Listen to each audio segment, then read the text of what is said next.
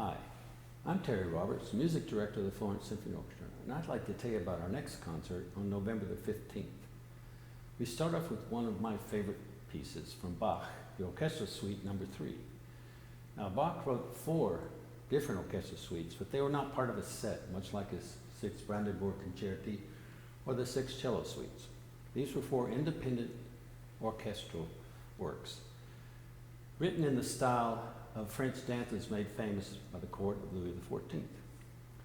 But this particular suite is well known for its second movement, made famous by an arrangement for violin and piano early in the 20th century called Air on the G string, even though that's not really the key it's in.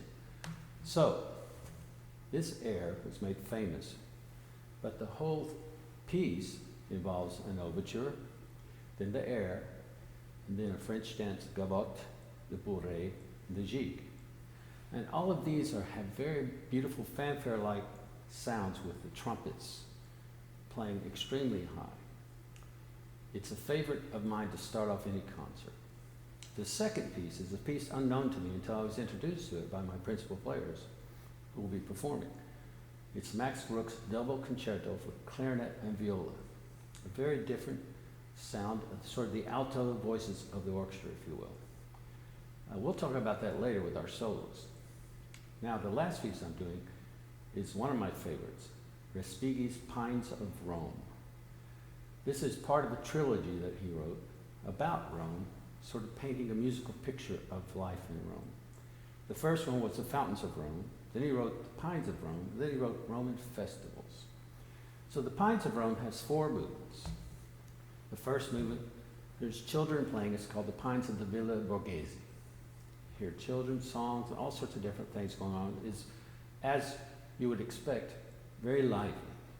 Then it goes straight into very slow, the Pines at the Catacomb. And you hear this very mystic, deep thing. Then he goes to the Pines of the Janiculum. And here you hear beautiful evening, the moon out, and at the end you hear nightingale singing. And he fades slowly into the 4th movement, Pines of the Appian Way. This is a very famous road going into Rome. And you hear it slowly, gradually getting louder. The footsteps like the Roman soldiers coming in from a campaign in olden times. This ends with a beautiful, beautiful sound of the full orchestra. Very exciting piece, and I hope you'll enjoy it. I'll talk to you later with our soloists. Thank you.